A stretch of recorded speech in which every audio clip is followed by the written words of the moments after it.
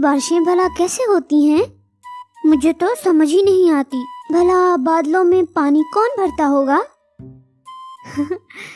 बंटी बेटा, बादलों में कोई पानी नहीं डालता। जब बहुत धूप पड़ती है ना, तो पानी इवेपोरेट होकर ऊपर चला जाता है और थोड़ा सा ठंडा होकर बादल बन जाता है। बंटी तो बच्चा था, उसे इस बात की कुछ भी समझ नहीं आई। तभी वहाँ तोता भी आ जाता है, जो कि पहाड़ों वाली दिशा से आ रहा था। चिड़िया दीदी, कुछ पता चला आपको? साथ वाले जंगल में ऐलान हुआ है कि इस दफा मानसून की बारिशें समय से पहले आ रही हैं। वो तो मेरी भाभी आई थी साथ वाले जंगल से, वो बता रही थी। मैं तो कहा जल्दी से चिड़िया दीदी को बताता हूँ। हाँ, लेकिन इस दफा हमारे घर तो बहुत पक्के हैं, हमें घर की चिंता नहीं है। लेकिन हमें भोजन का कुछ जरूर करना होगा। इसीलिए तो आपके पास आया हूँ। आपके पास हर संकट का समाधान होता है, इसका भी कोई उपाय सोचें। बारिशें ज्यादा हुई तो हम भूखे ही मर जाएंगे। मेरे पास एक योजना है। क्यों ना मिंटू, हम चावल की फसल लगा लें। उसको पानी की बहुत जरूरत होती है। बारिशों में अच्छी फसल हो जाएगी और हमें खाने का मसला भी नहीं होगा। लेकिन बबली दीदी, मेरे ख्याल से हमें बाकी पक्षियों को भी साथ मिलाकर काम करना चाहिए, ताकि सबका फायदा हो। ये भी सही है। चलो सबके पास जाते हैं, ताकि सबकी सहायता हो जाए। बबली और मिंटू वहाँ से कबूतर और बाकी पक्षियों से मिलने के लिए चले जाते हैं। थोड़ी देर के बाद दोनों बाकी पक्षियों के पास पहुँच जाते हैं। चिड़िया दीदी, आप जब भी ऐसे हमारे पास आती हैं ना, उसका मतलब होता है जरूर जंगल में कोई ना कोई मुसीबत आने वाली है। इस बार भी यही लग रहा है मुझे। कबूतर भाई, मिंटू को साथ वाले जंगल से पता चला है कि इस बार मानसून की वजह से बहुत बारिशें होंगी और समय से पहले होंगी। बाढ़ आने का भी डर है। हम दोनों इसीलिए आप सबके पास आए हैं। बाकी बातें तो बाद में बताना, पहले ये तो बताओ, ये मानसून क्या चीज है? इसको किसके साथ खाते हैं? अरे कालू भाई, ये खाने की चीज नहीं है। ये बारिश बरसाने वाला एक सिस्टम होता है। इसे मानसून कहते हैं। इससे गर्मियों में भी बारिशें होती हैं। लेकिन बारिशें तो हर साल होती हैं, फिर हमें यहाँ क्यों इकट्ठा किया है आपने? मैं अपना आधा भुट्टा छोड़कर यहाँ आया हूँ आपके पास। देखें, बारिशें बहुत ज्यादा होंगी। हमारे घर तो पक्के हैं इस बार, लेकिन हमें भोजन को लेकर भी तो कुछ सोचना चाहिए ना। ज्यादा बारिशें हुई तो हम जाकर भोजन भी नहीं ढूंढ सकेंगे, फिर हम भूखे ही मर जाएंगे। चिड़िया दीदी ने सोचा है कि क्यों ना हम सब मिलकर इस दफा चावल की फसल लगा लें। चावल की फसल को पानी ज्यादा चाहिए होता है। बारिशों के पानी में चावल की फसल बहुत अच्छे से पक जाएगी और हमारे भोजन की व्यवस्था भी हो जाएगी। बबली, एक तो तुम ना हमेशा मेहनत करने वाले काम ढूंढती रहती हो। भाई बारिशें ही तो आ रही हैं, कौन सा जंगल का सारा भोजन खत्म हो रहा है। मुझे तो ये आइडिया बिल्कुल भी अच्छा नहीं लगा तुम्हारा। मैं अपने भोजन का बंदोबस्त खुद ही कर लूंगा। हाँ बबली दीदी, पहली बार मैं कालू की बात से सहमत हूँ। आप ऐसा करें, खुद ही चावल की फसल लगा लें। भाई हमें नहीं करनी इतनी मेहनत, मैं बहुत ज्यादा भोजन इकट्ठा कर लूंगा, मुझे चिंता की जरूरत नहीं है। और यूं कालू और कबूतर समेत कोई भी पक्षी चिड़िया के विचार के साथ सहमत नहीं होता और फिर चावल की फसल लगाने के लिए बस तोता और चिड़िया ही बच जाते हैं। वो दोनों फसल लगाने की जगह पहुंच जाते हैं। तोता भाई, मुझे लगता है कि हमें सारा काम खुद ही करना होगा। मेरे पास चावल के कुछ दाने पड़े हैं। ऐसा करती हूँ, मैं वो ले आती हूँ और फिर इसको यहाँ लगा देंगे। मेरे ख्याल से ये जगह सही रहेगी। ओके चिड़िया दीदी, जैसे आप कहें, मैं आपके साथ हूँ। कालू और कबूतर और बाकी सबको बाद में समझ आएगी। और यूं चिड़िया और तोता बहुत मेहनत के साथ चावल की फसल लगा लेते हैं। चलें चिड़िया दीदी, अब हम अपने घरों को जाते हैं। मैं तो बहुत थक गया हूँ और अब बारिश का इंतजार करते हैं। और यूं सारे पक्षी अपने अपने घरों में बहुत ज्यादा भोजन जमा कर लेते हैं। कबूतर, कालू और बुलबुल अपने घरों को भोजन से भर लेते हैं। अब देखना, चिड़िया को तो मैं बताऊंगा कि हर बार बस वो ही सही नहीं होती है। और फिर कुछ दिनों के बाद बारिशें शुरू हो जाती हैं। शुरू में तो बहुत ही कम बारिश हुई, लेकिन समय के साथ साथ बहुत तेज होती गई। सब पक्षियों को लगता था कि बारिशें जल्दी खत्म हो जाएंगी, लेकिन बारिशें थीं कि रुकने का नाम ही नहीं ले रही थी। कालू और कबूतर का जमा किया हुआ भोजन भी अब खत्म होना शुरू हो जाता है। हाय, मुझे तो लग रहा है वो बबली ठीक ही कह रही थी। ऐसी बारिशों के बाद जंगल में भला क्या बचेगा खाने को। एक तो पता नहीं इस चिड़िया को हर बात सही मौके पर कैसे पता चल जाती है। ऐसे ही बारिशें चलती रही तो हमारा जमा किया हुआ भोजन ज्यादा समय नहीं चल पाएगा। हमें बबली की बात मान लेनी चाहिए थी।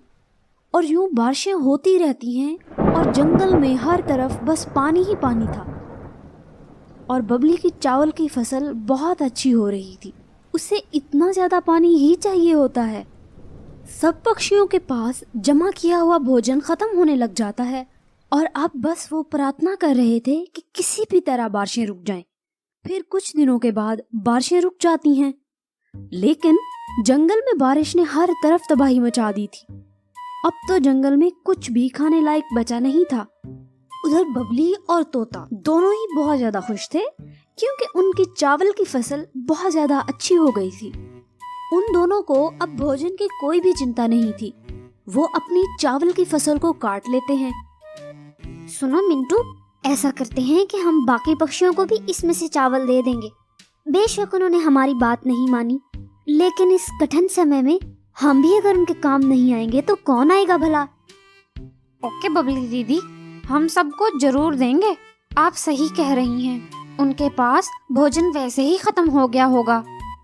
वो ये बातें कर ही रहे थे कि वहाँ पे कबूतर और कालू भी आ जाते हैं। वो दोनों उनके पास आकर बैठ जाते हैं। दोनों में से कोई भी कुछ नहीं बोलता। दोनों को बहुत ही ज्यादा शर्म आ रही थी कि आखिर वो कैसे बबली से चावल मांगे। अरे कालू भाई, शर्माए मत। मुझे पता है कि आप दोनों चावल के दाने लेने आए हैं, क्योंकि आपके पास खाने को सब कुछ खत्म हो गया है। कोई बात नहीं, आप हमसे दाने ले जाएं। आप लोग ना भी आते तो मैं और मिंटू खुद देने आ ही रहे थे आप लोगों को। बस चिड़िया दीदी, हमने आपकी बात ना मानकर बहुत गलती की है, हमें माफ कर दें। और यूं बबली और मिंटू मेहनत से उगाए हुए चावल के दाने सारे पक्षियों में बांट देते हैं। हमें इस स्टोरी से सीख मिलती है कि हमें हमेशा अपने दोस्तों के काम आना चाहिए और कठिन समय में उनकी सहायता जरूर करनी चाहिए, और कठिन समय के लिए पहले से तैयारी करके रखनी चाहिए। जंगल में आजकल सूखे का मौसम होने के कारण तकरीबन हर पक्षी के घर में अनाज की कमी हो गई थी। कुछ यही हाल बबली के घर का भी था। मम्मा मम्मा, मुझे बहुत भूख लगी है। आप प्लीज मुझे कुछ खाने को ला दें। मैंने कल शाम से कुछ नहीं खाया। अब तो भूख से मेरा बुरा हाल हो रहा है। अच्छा मेरे प्यारे बेटे, मैं अभी तुम्हारे लिए भोजन लेकर आती हूँ। आजकल जंगल में भोजन की बहुत ही कमी थी। चिड़िया तो कल से ही भूखी थी। जो उसे कल थोड़ा सा भोजन मिला था वो भी उसने बंटी को दे दिया था कि कहीं बंटी भूखा ना रह जाए। लेकिन चिड़िया अपने बच्चे के लिए भोजन ढूंढने के लिए निकल जाती है। चिड़िया पूरा दिन भोजन ढूंढती रहती है, लेकिन उसे कुछ भी नहीं मिलता। आखिरकार वो थक कर एक दरख्त के नीचे बैठ जाती है। आज तो कुछ भी नहीं मिला खाने को। मैं ऐसे खाली हाथ घर गई तो बंटी रोने लग जाएगा। उसने तो कल से कुछ खाया भी नहीं है। ऐसा करती हूँ, कालू से कुछ दाने सरसों के मांग लेती हूँ। कुछ दिन पहले मैंने भी तो उसे चावलों के दाने दिए थे ना। चिड़िया वहां से उड़कर कालू के पास चली जाती है, जो कि मजे से अपने घर में सो रहा था। कालू भाई, मैं बबली हूँ, दरवाजा खोलें। किस काम से आई हो बबली? बाहर से ही बता दो। मैंने नया नया घर बनाया है, ऐਵੇਂ तुम अपने गंदे पंजों से इसे खराब कर दोगी और मुझे मेरी नीलू से बहुत डांट पड़ेगी। वो तो सफाई भी मुझसे करवाएगी। कालू भाई, बंटी को ना बहुत ही भूख लगी है और मुझे कहीं से भी भोजन नहीं मिल रहा। आप मुझे ऐसा करें, कुछ दाने सरसों के दे देना। मैंने क्या दाने गरीबों में बांटने के लिए रखे हैं? उनसे मेरे कुछ दिन गुजर जाएंगे तो वही बहुत होगा। जाओ तुम किसी और से मांगो। यह कालू कौवे की जली कटी बातें सुनकर वहीं से चली गई। वो दोबारा भोजन ढूंढने लग पड़ती है, क्योंकि आज उसका भोजन ढूंढना तो बहुत ही जरूरी था। इसी सब में उसे एक जगह चावलों के कुछ दाने पड़े हुए नजर आते हैं। वो दाने उठाकर वापसी के लिए उड़ पड़ती है। रास्ते में उसे एक दरख्त के नीचे एक बूढ़ा सा पक्षी दिखाई देता है जो कि रो रहा था। तो चिड़िया फौरन उसके पास पहुंच जाती है। ए बूढ़े पक्षी, आपको क्या हुआ है? मैंने आपको इस जंगल में पहली बार देखा है और आप रो क्यों रहे हैं? हाँ हाँ, ए प्यारी चिड़िया, मैं यहाँ नया हूँ, दूसरे जंगल से आया हूँ। मेरे बच्चों ने मुझे घर से निकाल दिया है। बस अब दूसरे जंगल में अपने दोस्त के पास जा रहा था तो भूख लग गई और यहाँ बैठ गया। अब बूढ़ा हो गया हूँ ना, भूख बर्दाश्त नहीं होती तो बस रोने लग गया। चिड़िया चावलों के दाने लेकर तो अपने बच्चे के लिए जा रही थी, लेकिन उस बूढ़े पक्षी के दुख भरी दास्तान सुनकर वो चावलों के दाने उसे दे देती है। अरे कोई बात नहीं, ये देखिए मेरे पास चावलों के कुछ दाने हैं। ये नरम होते हैं तो इसलिए आप इसको खा लें। इससे आपको कुछ ताकत मिलेगी और आप उड़कर अपने दोस्त के पास जा सकते हैं। काश मेरी भी कोई बेटी होती तो बिल्कुल तुम्हारे जैसी होती, मेरा ख्याल रखती, प्यार करती। चिड़िया वहां से खाली हाथ ही वापस अपने घर की तरफ आ जाती है और वो बूढ़ा पक्षी चावलों के दाने खाकर अपने दोस्त के घर की तरफ चला जाता है। चिड़िया पूरे रास्ते में बस यही सोचती रहती है कि वो बंटी को क्या बोलेगी। भूख की वजह से चिड़िया से भी उड़ा नहीं जा रहा था और वो बहुत ही मुश्किल से घर पहुंची थी। मम्मा, कोई बात नहीं, अगर भोजन नहीं मिला तो हम ना कल दोनों जाएंगे और देखना इतना ज्यादा भोजन ढूंढ कर लाएंगे। आप भी बोलेंगी, वाह बंटी बेटा। अब आपका बेटा बड़ा हो गया है ना, तो आप परेशान ना हुआ करें। इसी सब में रात हो जाती है और वो दोनों सो जाते हैं। चिड़िया जैसे ही सोती है उसके सपने में वही बूढ़ा पक्षी आ जाता है जो कि बोलता है, मैं तो बस देख रहा था कि तुम मेरी सहायता करती हो या नहीं। तुमने बगैर किसी लालच के मेरी सहायता की और खुद भूखी रही, लेकिन मुझे अपना सारा भोजन दे दिया। मुझे पता है तुम दोनों आज भूखे सो रहे हो। मैं तुम्हें ऐसे जादुई पक्षी का बताता हूँ, तुम उसके पास जो भी खाने को मांगोगी ना वो तुम्हें दे देगा। कल सुबह पूरब की ओर 2 कोस फासले पर जाना, वहाँ एक गुफा है। वहाँ जाकर ये मंत्र बोलना, बूढ़ा पक्षी सबको खिलाए, गुफा का दरवाजा खुल जाए। उस गुफा के सामने एक जिन होगा, ये मंत्र सुनकर अंदर जाने देगा, लेकिन याद रखना वो जिन बस उसे ही अंदर जाने देता है जो दिल का साफ हो, उसे कभी नहीं जिसमें किसी भी किस्म का लालच हो। अगली सुबह जैसे ही चिड़िया उठी उसको वो सारा ही सपना याद था। वो बहुत ही ज्यादा खुश थी। चिड़िया फौरन उड़ती है और पूरब की ओर उड़ना शुरू कर देती है। उड़ते उड़ते वो एक गुफा के पास पहुंच जाती है। सपने के अनुसार बाहर एक जिन मौजूद था जो कि बहुत ही ज्यादा खतरनाक था।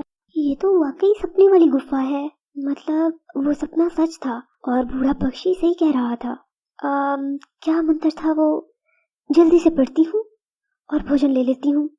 चिड़िया फौरन से बूढ़े पक्षी का बताया हुआ मंत्र याद करती है और पढ़ना शुरू करती है। बूढ़ा पक्षी सबको खिलाए, गुफा का दरवाजा खुल जाए। मंत्र के सुनते ही जिन पीछे हो जाता है और चिड़िया अंदर चली जाती है। गुफा अंदर से बहुत खौफनाक थी, लेकिन सपने के अनुसार एक बहुत ही खूबसूरत पक्षी भी उसमें मौजूद था। चिड़िया फौरन उसके पास गई और उसे कहा, मुझे मेरे और बाकी पक्षियों का भोजन दे दो। वो ये देखकर हैरान रह जाती है कि घोंसला वहाँ बहुत सारा अनाज हासिल कर देता है। अब ना मैं इस अनाज को बांट दूंगी ताकि सबकी सहायता हो जाए। चिड़िया उस सारे अनाज को लेकर वहां से चली जाती है। चिड़िया सब पक्षियों में गुफा से लाया हुआ भोजन बांट देती है। सारे पक्षियों को जैसे ही फ्री का अनाज मिलना शुरू हुआ तो सभी बहुत खुश हो गए। जादुई घोंसले वाली बात तो जंगल में आग की तरह फैल गई थी। जैसे ही कालू को इस घोंसले का पता चलता है तो उसके हिर्स में तो मजीद इजाफा हो जाता है। वाह, तो बबली ऐसे सब पक्षियों में भोजन बांटती फिर रही है। अगर ये घोंसला मेरे हाथ लग जाए तो पूरा जीवन कुछ करने की जरूरत ही नहीं पड़ेगी और आराम से भोजन करूंगा। मजा ही आ जाएगा जिंदगी का। ऐसा करूंगा, कल जैसे ही चिड़िया गुफा की ओर जाएगी मैं उसका पीछा करूंगा और देखूंगा कि वो घोंसला कहाँ है और उससे कैसे भोजन लिया जाता है। जब वो घोंसला मेरे हाथ लगेगा ना, किसी को कुछ नहीं दूंगा। अगले दिन जैसे ही चिड़िया सारे पक्षियों के लिए उस गुफा में भोजन लेने जाती है तो कौवा भी छुपकर देखता रहता है, क्योंकि गुफा के बाहर एक जिन हर वक्त रहता था। चिड़िया गुफा के पास जाकर मंत्र पढ़ती है और वहां से भोजन लेकर चली जाती है। कौवा ये सब देख लेता है और समझ जाता है कि ये सब कैसे होगा। जैसे ही चिड़िया वहां से जाती है, कौवा गुफा के पास पहुंच जाता है। कौवा दूर खड़ा था तो इसी वजह से उसे वो मंत्र सही से सुनाई नहीं दिया था, लेकिन लालच ने तो उसके दिमाग पर जैसे पर्दा ही डाल दिया था। वो जिन के सामने सीना तान के खड़ा हो गया और गलत मंत्र ही पढ़ना शुरू कर देता है। बूढ़ा पक्षी बस मुझे खिलाए, जिन गुफा के अंदर जाए। लेकिन उसे क्या पता था कि मंत्र बस साफ दिल वालों के लिए है, न कि ऐसे पक्षियों के लिए कि जिनके दिल में थोड़ा सा भी लालच हो।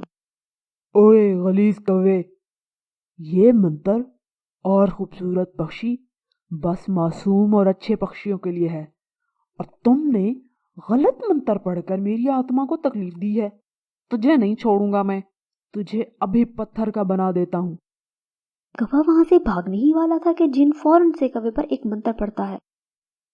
बने खिचड़ी सारा जंगल खाए, जिसके दिल में हो लालच वो पत्थर का बन जाए। मंत्र पढ़ने की देर थी कि कौवा फौरन पत्थर का बन जाता है और उसे उसके लालच की सजा फौरन ही मिल जाती है। हमें इस कहानी से क्या सीख मिलती है? हमें सीख मिलती है कि लालच का अंजाम हमेशा ही बुरा होता है। हमारे पास जो कुछ भी हो उसी पर ही संतुष्ट रहना चाहिए।